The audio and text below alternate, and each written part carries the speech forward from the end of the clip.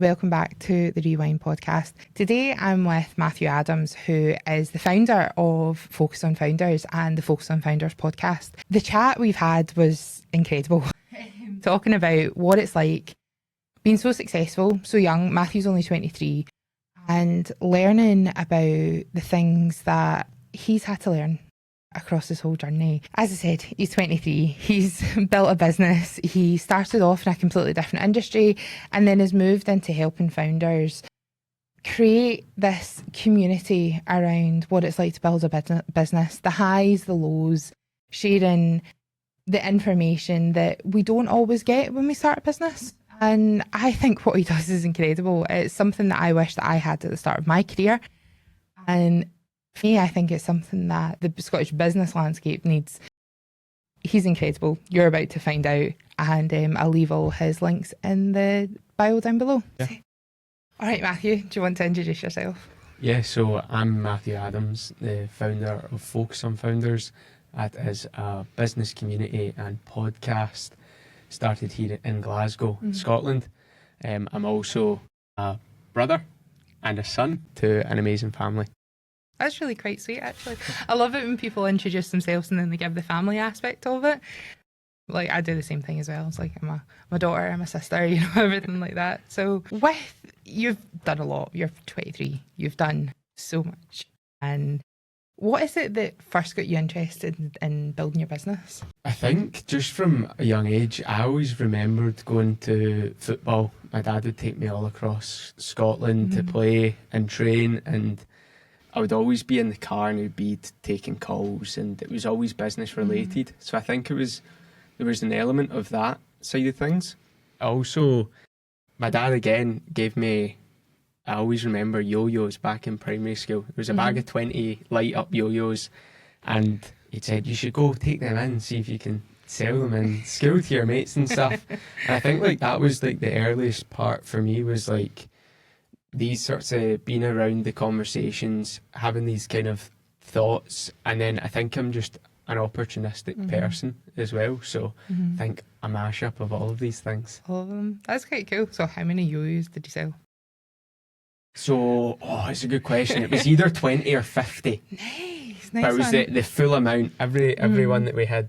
So went for it. That's pretty cool, actually. I love that because there's an advert, I don't know if it's still on right now, but there's an advert for, I think it's Bank of Scotland, and it's like the dad gives him like £10 or something like that for the wee boy to go out and buy stuff, and he makes like bracelets and he's selling it to people, and he must only be about 14 maybe. So like that at a young age, it's instilling that sort of virtue in it to go, right, okay, you can actually be independent, you can do things on your own. If you want more things and you need to work for them, is that something that you think definitely helped you with it? Yeah, I always remember it was like earn your keep. It was it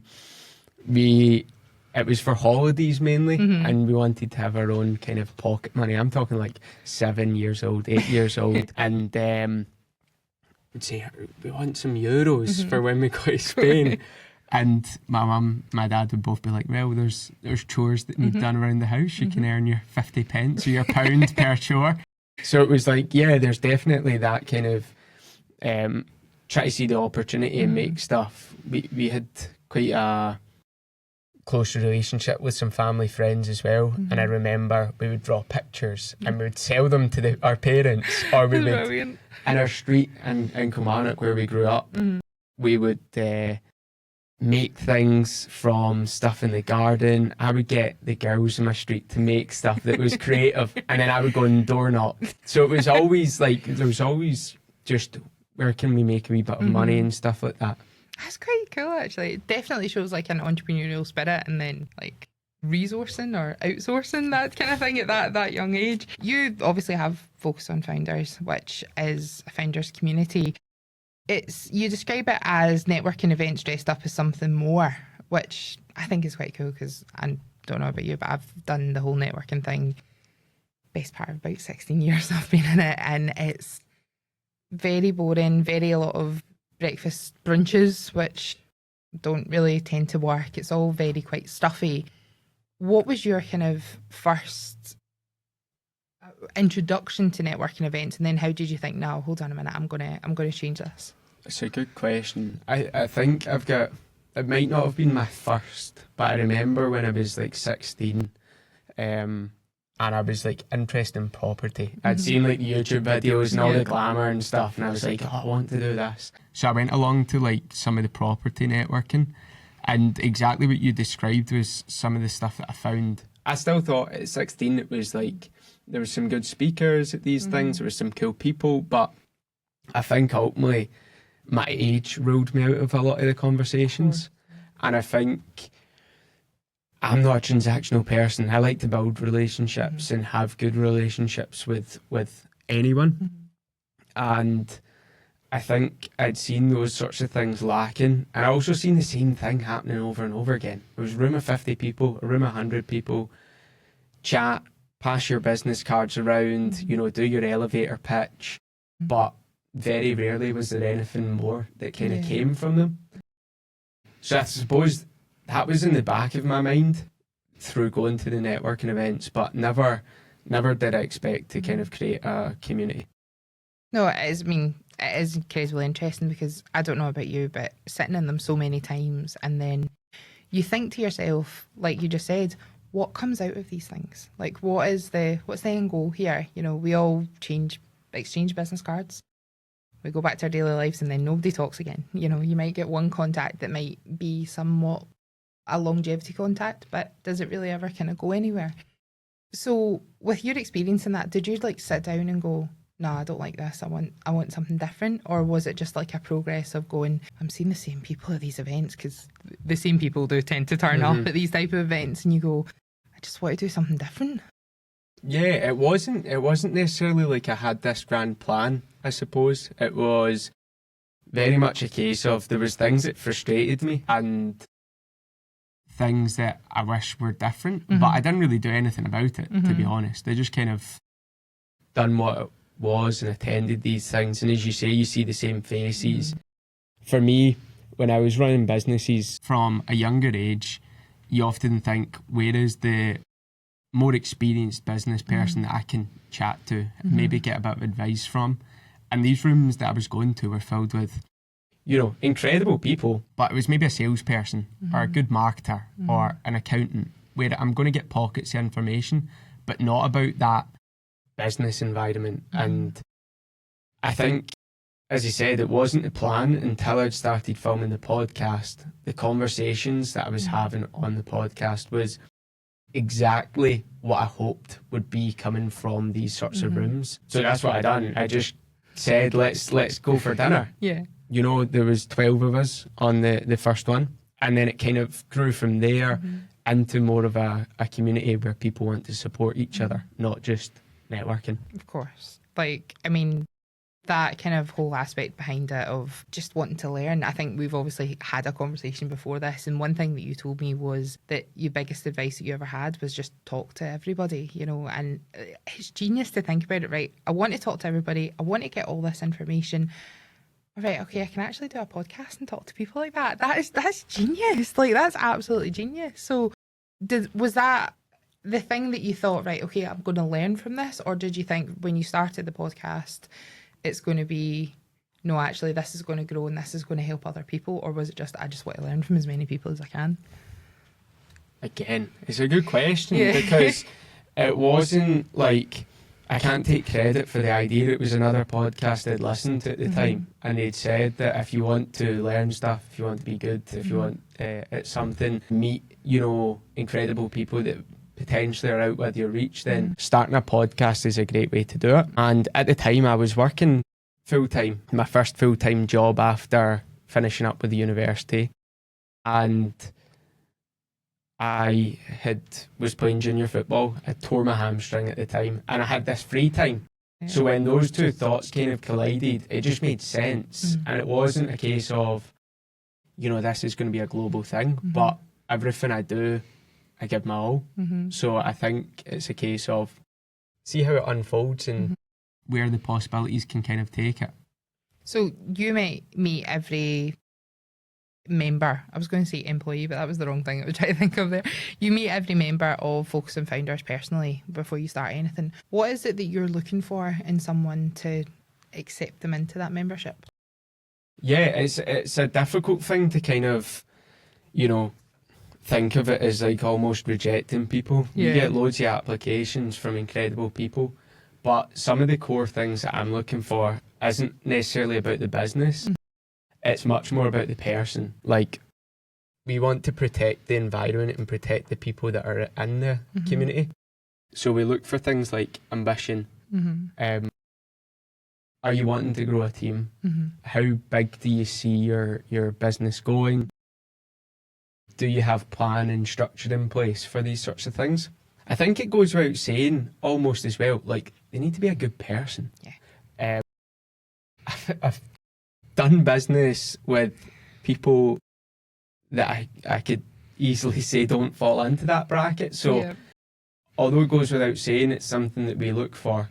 And then the sort of third part to it is we have a bit of a mantra where everyone that's a part of the community is a mentor and a mentee.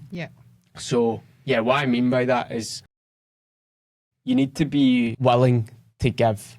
You need to be willing to support the people around you, and you need to be also willing to take advice and take, pointers. And I think that's where a community differs from an event or networking or anything like that, is being bought into each other's success. Absolutely. I mean, I totally resonate with that. Like, done plenty of business with people that, looking back on it, probably wasn't the best move from it. But yourself, I mean, you're 23, you've still got so many lessons, achievements, successes, mistakes, and things like that to learn with it. I mean, I know I still have, but what would you think is probably the biggest setback or the biggest mistake that you've ever made? Or it could be a person as well, because trust me, I know all about that. I don't know. I think it's like based on what's top of mind, but there might be a better answer to unlock. But I think the biggest mistake that I've done is not believing in myself at times.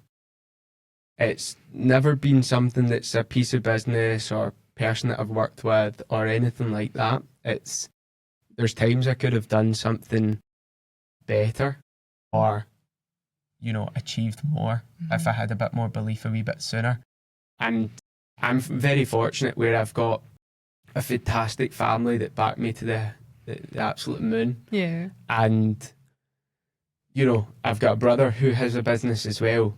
And during my time working full time whilst growing Focus on Founders, it was him that kind of said there's opportunity. Believe in what you can create here. People want it. And I think that it's that side of things that's probably my biggest setback or my biggest challenge. It's one that every business owner faces. I know at the start, it feels like you want to take every client on because it's all new to you, and you want to take every client on. You want to do the best. You end up burning out quite quickly. I don't know if that's a universal experience, but I know I've certainly done it. And you get to a point where you feel like everything is kind of revolving, but you're kind of still stuck in the same place, because it feels like, you, like you're saying, you kind of maybe don't know your worth. You don't know the confidence that you might have, things like that. And you just kind of feel like you have to prove yourself. And I definitely had that. Like, I've started a business really quite young myself, and that whole process of, I just need a client to pay my mortgage. It's just like, I just need this, I just need that, because you think, right, I'm leaving full-time work and I have to make something of myself. And then when you get kind of a bit more experience and you learn about it, and you kind of sit there and go, I don't actually have to take every client. Not every client might have your best interests at heart. Like you said, you vet every person that comes into your community. I think I seen in LinkedIn you said that you've only ever kicked one person out of the community. Is that true? It's not only ever one. There has been a couple, but again, it goes back to protecting the group. Like, we don't have people that pitch actively. It's not a salesy environment. I believe that if you have a strong enough relationship, if you can build trust and you're good at what you do, the time will come where they'll come to you. You don't need to say you've got this special offer or this book and stuff. That's not what a community is. That's maybe more your lead magnet or someone that's never met you before to potentially entice them in. I mean, you get it all, probably the same as me. You get it all the time on LinkedIn. Hey, name. I saw da. You're so cool at what you do. I'd like to. And you're like, you've probably spelt my name wrong, which happens all the time. And you've not taken that second. They've probably found something that's so generic on your profile and sent you a message and been like, here's this offer. And I don't know about you, but I find that sometimes I get quite offended, first off, especially if it's somebody selling marketing services to a marketer. I'm like, wow, I need to kind of sit and look at myself for a minute. Like, I'm like, have you read the room? Like, come on. Like, you've just honestly got me in a bad mood now. But sometimes, obviously, I get offended. But then I think you're probably sending thousands of these a day, as much as LinkedIn will probably let you. And not you, I mean, the people that send it. What's the return rate on that? Like, because I don't know about you, but the minute I see it, 9 times out of 10, I'm just not even going to answer it. Because at the start, I tried really hard and I'd be like, look, sorry, I'm not into da. And now I feel like I'm actually sending them a message back, which probably sounds quite condescending and patronising, but sending them a message back and saying, look, if you actually want to reach somebody, go and learn about them, go ask, go talk to them, find about, like what I said at the start, you know, I get my guests to introduce themselves, because you can give me a CV, a portfolio of all the achievements and everything. I think you're so impressive at everything that you've done. But that sometimes is probably, in the least offensive way, the least interesting thing about you. You know, like, I wouldn't have known that you played junior football. I wouldn't have known that all the things that led up to making you do what you do. So you're missing out on that journey, that storytelling, that conversation by just diving straight into somebody's email and going, here, I'm going for the hard sell. And I'm just like, instantly, I'm like, I just don't like you. Like, it's really interesting, because I actually had a conversation today with a guy, and the message that I got was, as you say, very generic. And I try and speak to everyone. Honestly, I really do. If it can move the needle in some way, if I can help in some way, I genuinely will, because I just enjoy it. It fulfills me. And I hopped on this call with a guy today, and he was like, you know, there's no agenda with this. I don't want to do anything. I'm like, okay, cool, not a problem. Let's get to know each other. Found out that he's run a really interesting tech business. He's got, 15 plus years in software engineering and stuff as well, at some of the top companies in the world. And I said to him, he said to me, I came across you through a ChatGPT search. Right, okay. And I was like, okay, that's interesting. I went, with no agenda, right? With all due respect, with no agenda, what have you searched to then find it? Is it about the community? Is it about the podcast? Is it, an introduction? And he went, I'll be straight with you. It's about the podcast. I want to be on as a guest. I was like, well, if you started with that, then we could have cut out 10 minutes of, waffle. I could have told you, this is how we work things. This is how we cover on the podcast. And, it could have made that a lot easier. So I think it's really interesting. It's about, I think, being direct at times and just saying, right, let's not waste each other's time. This is what it's about. And you've done your homework, as you say. Absolutely. I think it goes so much further. I don't know about you. I hate the saying when people say, closed mouths don't get fed. I hate it because it sounds so business bro and things like that. And I really just don't subscribe to any of that narrative or anything like that. But it is true. You don't, if you're kind of beating around the bush and you're that kind of person that's kind of skirting around the issue and you're not quite getting to the point of your conversation, like you said, you probably talk to so many different people whose time is valuable. It is a pretentious thing to say, but time is valuable. And, it could be the difference between them being in a meeting that makes a difference for something for their trajectory, their career or their business, or taking the time out to speak to you, which I think any time that somebody takes the time out to speak to me, I kind of think of it as an honour, because time is precious and it's valuable and I get it. But like that, if you spend the amount of time meeting around the bush, they're kind of going to go, right, okay, come on, can you get to the point? Like, hurry up about it. I'm interested in that though, just aside, but ChatGPT with that. Now, for me in marketing, we thought, SEO was covered, then AI popped up, and then we're like, shit, we've got a whole new thing to start learning. So I went on data courses and things like that to learn about how to, deal with LLMs and stuff. I find it fascinating the amount of people that will come to you and say, I found you through ChatGPT. And I'm like, okay, right. Well, first off, that means something I'm doing is working, which is great. But the thing that I find fascinating with it is there's so many channels to get your point across. And I will say I use AI and things for more like development, research, kind of trying to find a new route somewhere. I will never ever use it to generate content because for me, I just, as a marketer, it goes against everything that I've ever done. But how do you find it you've obviously came in at a time where everything is changing. It's so different. I mean, I think my careers went through about 2 different iterations of how you market. I even remember running down to like going to the printers to get things out for like press releases and stuff like that. I feel geriatric, but I'm not. But that's what it was like, 16 years ago. To now, it can be a quick search that gets you on a language site that comes up, and then we'll recommend Focus on Founders. That's madness to me. So how do you kind of try and keep up with it? Is it something that you just take it on, or do you just go, just give me the challenge, let's go? You want my honest answer? Go for it. I don't think about it at all. Like, right, I think it's one of these things that will come and go. I think for me, there's, as you said, there's so many channels. There's so many ways you can do things, and where the stage that we're at is looking at the sort of things that are going to build our awareness and trust with people. And it's not something that I can be bothered spending my time on, if I'm honest. It was interesting though, because I had another conversation this week about exactly that. And with LinkedIn, 93% of what you're writing's picked up through GPT search. And one of the bits of advice that I got, which we're going to test, is your first line. So this is a good knowledge bit, right? Your first line of your LinkedIn post.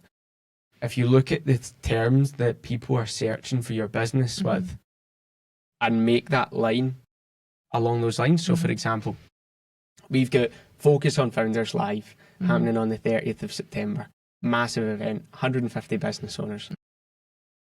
If I put my first line as Focus on Founders is the best Scottish event this year, and then the second line is, it's a bold statement, but why do I think that? Yeah. People who search looking for the best event in Glasgow, it will rank that LinkedIn post, and it brings people through to it. So I think that's like really interesting. Absolutely. Which we're testing.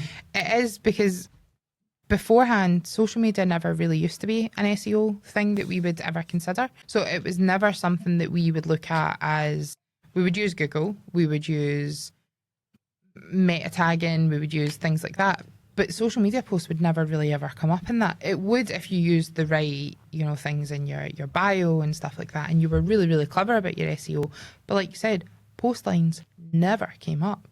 And now it's, like you said, you've got LinkedIn. Even now, Instagram is getting a platform now where it's now ranking on SEO, which to me, we didn't ask for it. We're still asking for people to be able to put links in a caption and making it clickable, right? That's just my bugbear. It's like somebody that works in marketing. But we didn't ask for it. But now we're kind of going, actually, this makes our job so much easier. Makes me also panic because now I need to go back through all my clients and make sure that everything is compliant. But it's like you said, it's changing all the time. So you're learning these different tricks, things to help you rank. But I think the biggest thing that's came out of the conversation so far is the thing that gets you to where you are is your authenticity and who you are as a person. Because I look at your journey and I think, Jesus Christ, this guy's like really impressive. And then I go, right, but I actually believe everything he says, because you're not coming to me with, for lack of a better word, you're not coming to me with bullshit. You're not coming to me to try and sell me something. You're coming to me and going, I'm a person, I founded this thing, it's pretty damn cool. Do you want to be a part of it? And that is genius, because you're almost kind of selling to me, but not selling to me just through your personality.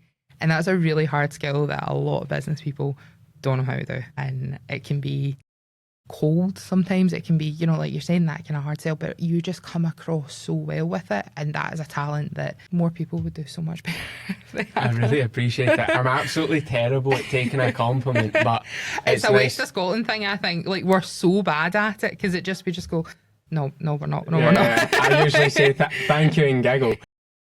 But I think on that point, it's so important. I was there. I remember starting a property page on Instagram. I think I was 17 maybe or 18 at the time, and I was trying to be this thing that I thought was what property was, and it grew me to hate doing stuff. Like, I just get like, this isn't who I am, so who's going to buy into it? Yeah. And then you see all these fantastic people. Like, there's a really cool example of Bobby Brown. I don't know if you've seen him. Yeah. But, you know, he's going to be your cup of tea or not in terms of the sort of stuff that he covers, but he's unapologetically himself, and I've got so much time for it.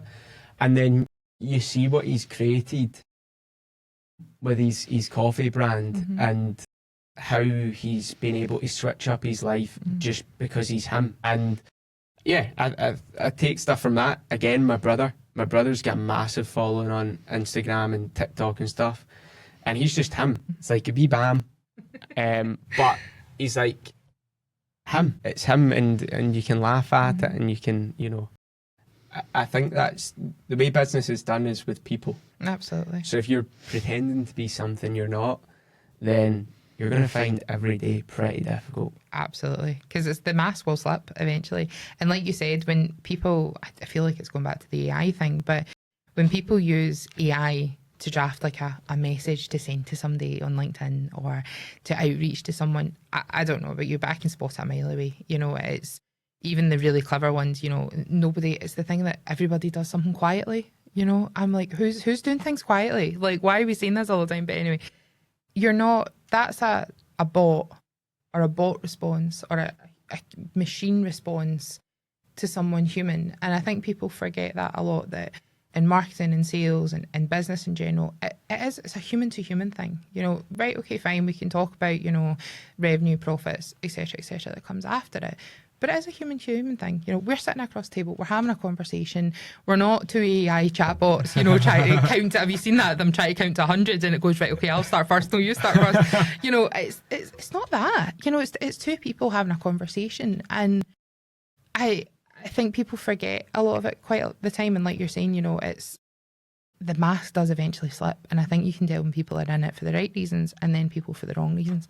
That guy Bobby Brown is fantastic. You know, I think, was it something that he was on Universal Credit or something like that, and he was then trying to come off it, and then he's now made enough through his business to then make himself self-sufficient. It's incredible. It's amazing. We hosted an event at the end of April with another fantastic community called the Creator Grid. Yep. And Bobby done a post recently on this, and what he said was that event gave him the push that he needed. His first networking event, but it gave him the push that he needed to launch the website, even though it wasn't perfect, to start speaking more about what he was doing.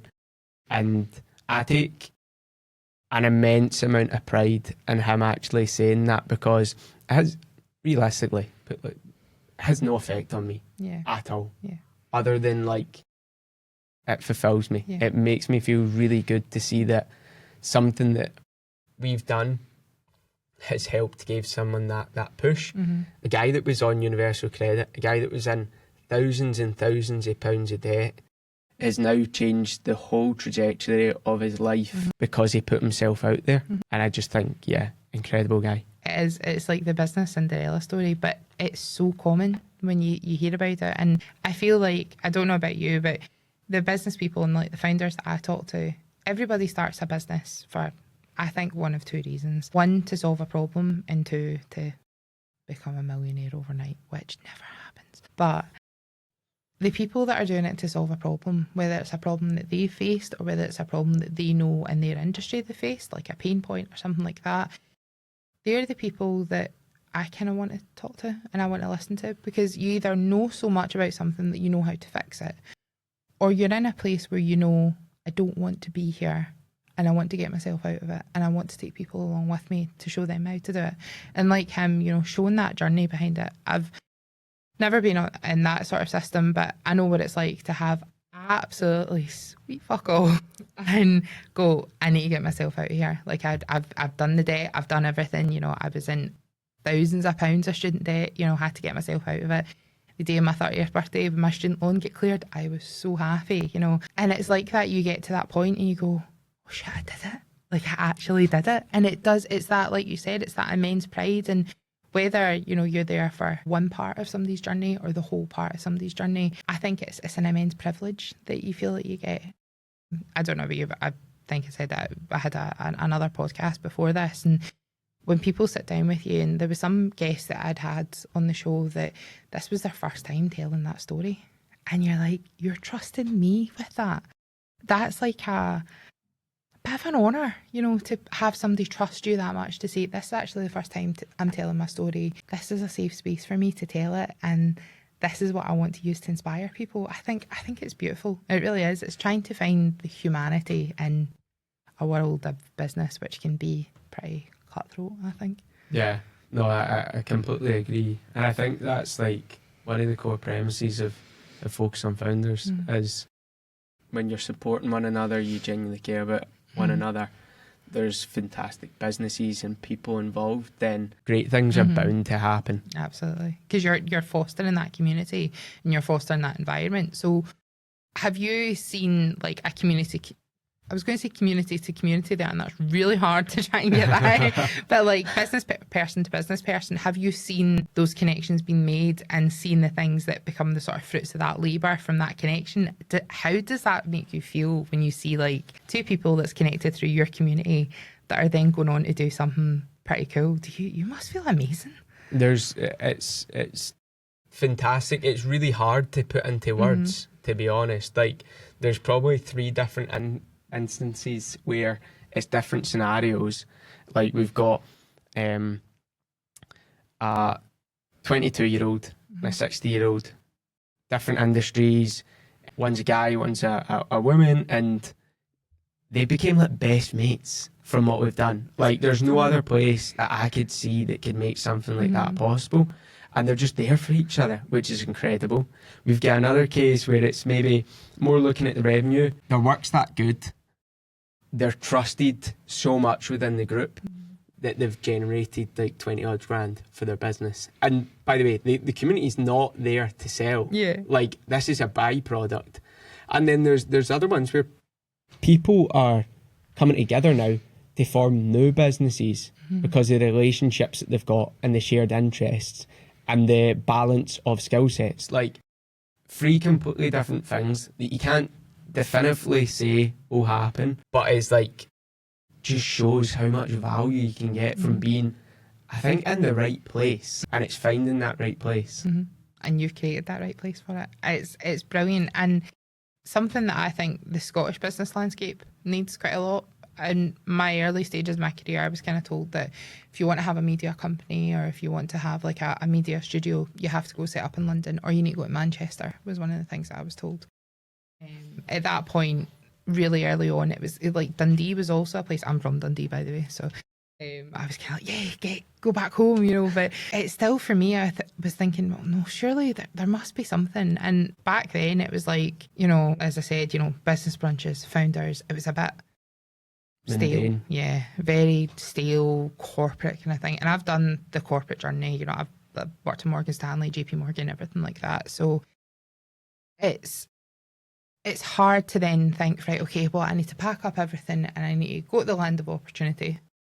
Don't think that's Manchester, but, you know, go to London or go to somewhere like that. Do you think that Scotland now, especially Glasgow now, is becoming that hub for people to go, look, it might not be concrete jungle where dreams are made of, but it is somewhere that you can go, right, actually, you don't need to pack up everything and go down somewhere else. It can be the hub that it's trying to be. I think it can be. Yeah. Do I think it is yet? No. I think, you know, there's a lot of good things popping up. You've got some amazing events, communities, businesses But I think there's a few things that's almost like self-destructive. I think it's absolutely crazy. We've got a business within the community called Dussel. It's our podcast sponsor. Fraser's an incredible guy, and what he's doing is fantastic. He's in Breakout Beauty, so one of the top 10 across the UK best beauty brands to look out for. He's not getting mental coverage here in Scotland. He should be like everywhere in my eyes. And I think the only time that we do give coverage is, oh, they've raised money. Oh, where have they raised money? Scandinavia, America. You know, it's not this, you know, let's hold on to that. And it's almost pushing businesses out of Scotland. So I think it's part of my mission for what I want to do with Focus on Founders. But I also think that needs a collectiveness to come together, whether it's the accelerators, the programs, the different communities, to stop looking at things like competition and collaborate, like work together. Imagine how good Scotland could be if we all work together. So that's my big thing, and I think it could be an excellent place, but I don't think it is. I totally agree with you. I totally agree. And I feel like I can only look at it from a marketing perspective because that's the industry that I'm in. But when I had started out, I feel like everyone, I'm probably going to cut this bit out, but it was quite cliquey and it was quite bitchy, if I'm being perfectly honest. It was an industry where you were either a fantastic boutique agency, you were a fantastic person on your own, or you were this massive marketing agency, and they were the only three people getting jobs. And if you didn't have the network, if you didn't have anything, then you were kind of cast aside. It wasn't a industry that was pretty nurturing, which I thought was quite... I nearly left it, like when I entered it, I nearly kind of did a U-turn and came straight back out. But like you said, there wasn't any incubation for businesses. There wasn't nurturing. There wasn't anything for growth. You had to then apply for things like the Apprentice Trust, which is great. It's fantastic, but not every young person gets it. You had to then look for grants. You had to look for application. You had to like all these things that you wouldn't necessarily know if you're 16 and you're starting a business, because nobody tells you this stuff. Like there's no rule book that comes in and you go, right, I need to sign up for a Web Summit. I need to sign up for Focus on Founders. I have to sign up for Scottish Marketing Growth Summit. You know, nobody tells you this because you don't know what's out there. And if there was like a community that was well known, like a network of, right, I'm Matthew, I own Focus on Founders. Oh, here's Davey, he owns this. I don't know why I'd say everybody's Davey, but you know, he owns this, he's fantastic, he can lead you there. And I feel like that's what Business Gateway was supposed to do. But I feel like a lot of the services aren't fit for purpose. I think it's a waste of taxpayers' money. I totally agree with you. I think there's great intention with what it is, but I've used the service a couple of times, and every time I've came across like the same things. It's people that haven't actually run a business. It's the mentors. It's people that have maybe been in one industry, but then they've been put to your business, which is in a completely different industry, so they don't really understand it. I think there's a lot of work that if they want that to be good, they need to do. I suppose the caveat that the King's Trust is doing a programme with the First Minister, the First Minister's Challenge, and I'm fortunate enough to be one of the top 20 going through that, which is great. Yeah. But for me, that shows that's great that something like that's happening, but why is it only 20 people? Yeah. Like, this should be something that shouldn't be defined by your age. One of our members didn't start her business till 52. Wow. Right? So straight away, she's ruled out. Yep. And I think there's a lot of stuff that's coming and it's like, oh, you need to be from this background or this age or this gender. And it rules people out. I think there'll be so much more success when we stop segregating people and we just bring the good people together. Absolutely. I totally agree with you. It's like you said, it does feel like a waste sometimes. And I remember the first time I had went to Business Gateway, I was sat with this woman who, lovely, great woman. I'm not going to, make her catch strays here, when I'm talking about it. But I was telling her, like, went through my business plan and went everything. And I'm quite lucky that I've got 2 business focused parents. So I'm lucky that I still come from a very, working class background. I was on the breadline for most of my life. And, I still come from that background. But I was lucky that I had 2 parents that kind of knew what they were talking about. So they were like, right, okay, this is what you need to do and everything. So I had that knowledge. I had went to business school at that point and had laid a business plan out in front of her that when I look back at it now, I was like, how like in The Apprentice, they sit down, they go through your business plan and they completely obliterate you. That's what she should have done. Like, I needed humbled. Do you know that? Like, I absolutely needed humbled. She's like, no, this is great. That's fine. And then she gave me a product that she had. It was like an MLM product that she had and was trying to get me to buy it off her. And I'm like, this is not what I wanted at 24. You know what I mean? It was just like, it was crazy. And I was sitting here going, is this really what this is about? Like, I totally just didn't understand it and left just going, nah, I don't want to be a part of this. It's just not fit for purpose. To then trying to find the right people, the right grants, the right funding, do I need to do this? I mean, I was lucky. I went to Silicon Valley to do like a Future X thing. And I was really lucky that I got the opportunities, but it was, you had to go and find them. Like, they don't come to you. There's no network. And even when I found working with a marketing agency that I was part of, where do you go to find public tenders? Where do you go to find clients? Where do you go to find public clients like the NHS and things?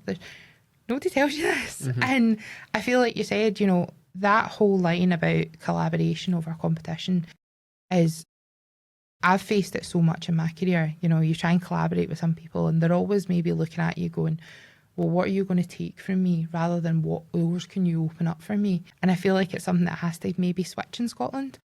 I know it's probably the same everywhere else, but I feel like in Scotland, we kind of bite our nose off to spite our face, which is such a Scottish saying, isn't it?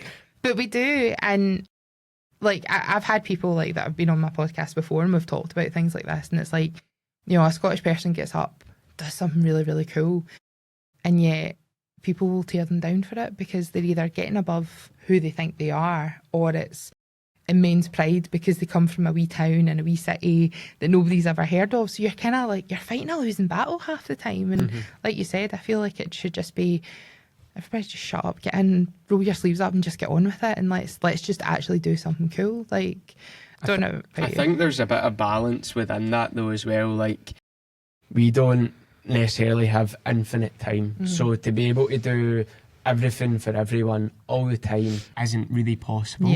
So I do get that, but I think there's also a point of how long does it take to do a message introduction between 2 people, or how long does it take maybe to give someone the piece of advice that they need to hear that's going to move the needle for them. We had one of our members today announce that she's going to sell her business, and she asked in the community, has anyone been through this process before? What do I need to consider? Should I sell the whole business, or should I sell the assets within it? And straight away she had responses, I've sold my businesses before, let's chat. That does not take much, it'll be half an hour conversation that's going to help her on her journey massively and get to that next point in the journey as well. Absolutely, because when you start a business, nobody actually tells you about, well, you learn about your go-to-market strategy, but nobody tells you about your exit strategy. Like, do you want to be in this full time for the rest of your life until you're 6 foot under, or are you going to exit at some point? Like, we all probably maybe should. I don't know. Jury's out on that one. I think I'll still be doing what I do until I'm very grey and very old. But, nobody tells you that. There's also no place to learn about that, because I've had to learn it myself. I mean, I've been an exited founder a few times now, and it's the first time I did it, I got it catastrophically wrong. Like, I absolutely ballsed it up. And you learn from that, because I had to learn from my own mistakes. The second time I did it, I actually went and got advice. But there she's like, I've never done this before because nobody's told me how to do it. It's also that incredible thing of, it's a safe enough, respected enough environment where she trusts the people that are in the community to actually ask what I would feel is quite a sensitive question in terms of almost her identity of what she's created to then place the trust in other people's hands. Absolutely. It's such a personal thing, and it's almost like it's your, I hate it when people say like their business is their baby and everything like that, but it is.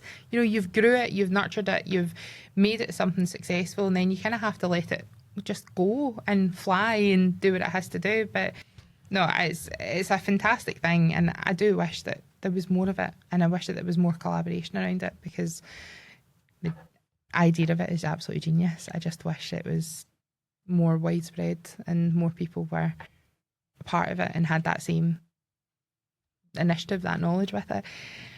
When I seen Focus on Founders, I thought this is really, really cool, because for me, I feel like founders is the kind of buzzword right now. You know, we're now not business owners, we're not company owners, we're not CEOs anymore, we're founders.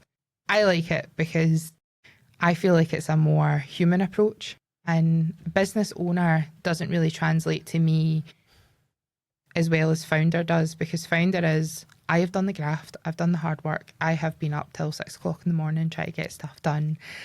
I've researched, I've gave every inch of myself, and this is what I've created. Do you think it's a buzzword, or do you think it's absolutely an identity now?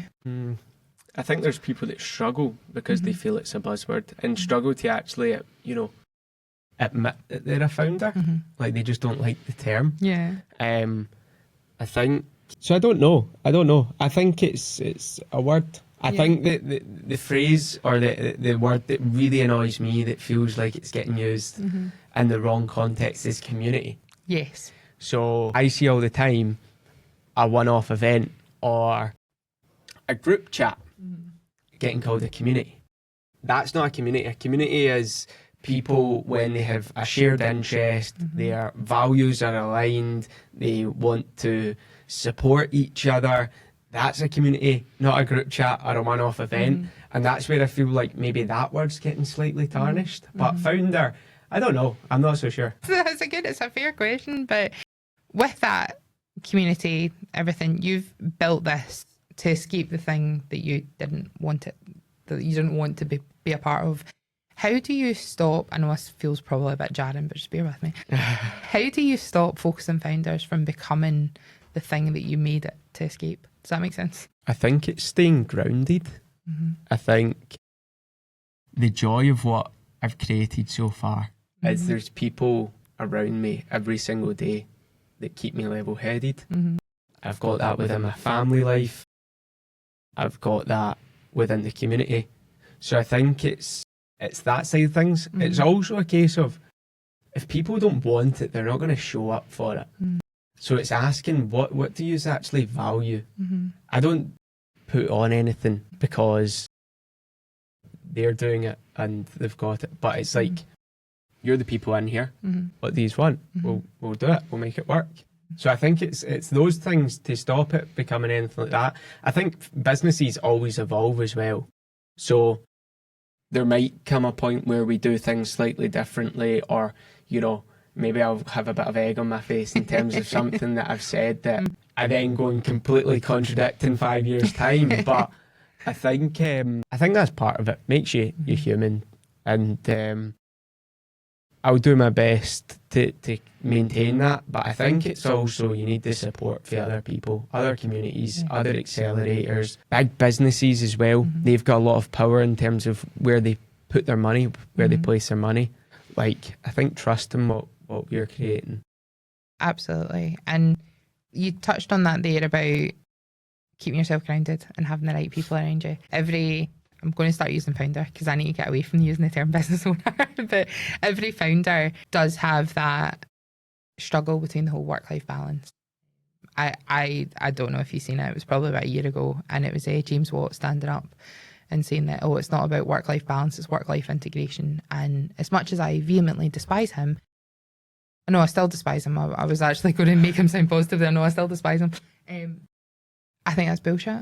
Personally, I think it is bullshit. I don't know if you've got a different answer to me, but I know what it's like to face the burnout and the stress and the, no, I need to get this done, and sacrificing your sleep, your hobbies, your social life and things like that in order to build something, when actually, like you said, you've maybe only moved the needle a millimeter rather than actually like big jumps that you're sacrificing. So how do you keep the balance with it? Or is it something you don't have to say that you keep your balance? You could be the person that says you like the work-life integration aspect of it. I'm still figuring that out. Okay. I think there's some things that have happened in my life, in the short life that I've lived so far, that's changed my perspective. I used to be super money motivated. It was like genuinely one of the only things that I really cared about. Yeah. And my dad has a condition called polycystic kidney disease, PKD, which left him needing a transplant,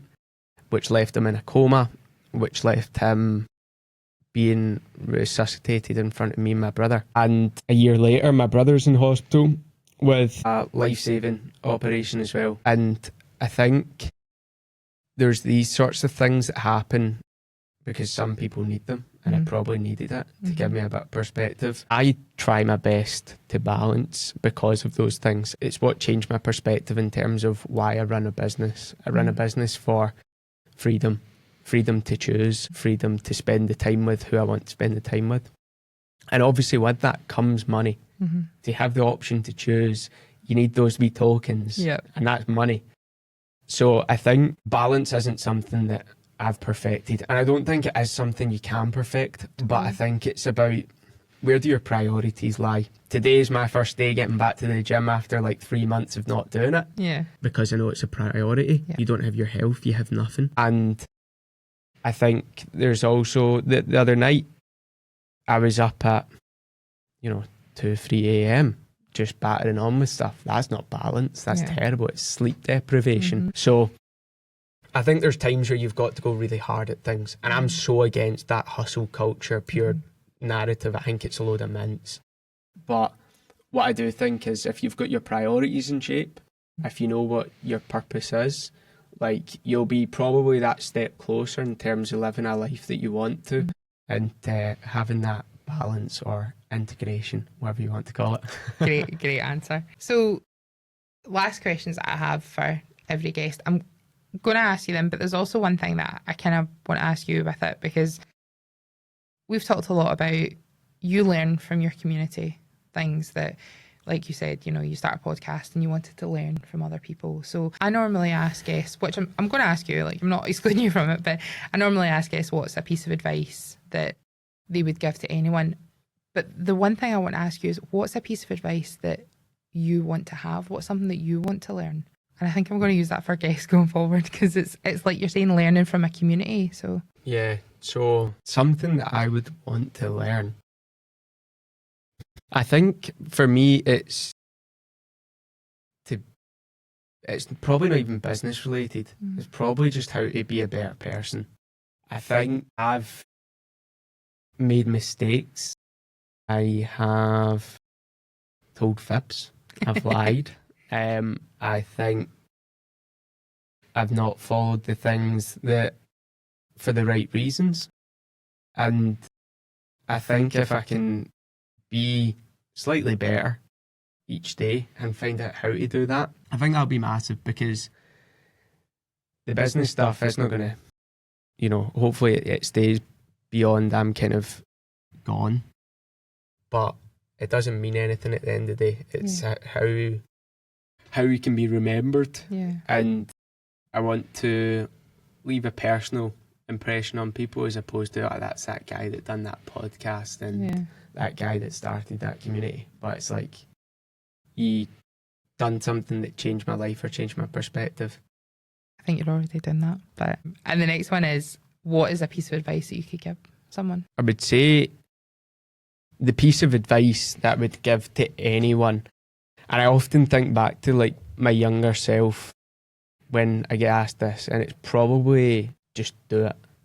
We're going to steal that from Nike, but hopefully they don't sue us on here. But I think there's going to be a million reasons for you not to do something. You're going to find a million more on top of that. And then you're going to have everybody else's opinion on why you shouldn't do that. I think if you feel strongly enough about something and it excites you enough, you should just do it. Just get started. Don't wait for perfection. And what you'll create will be amazing. I love that. That's fantastic. That's absolutely, it's the thing that I normally ask guests at the end of it is what's something like a sentence you think could sum up your journey, but I think messy.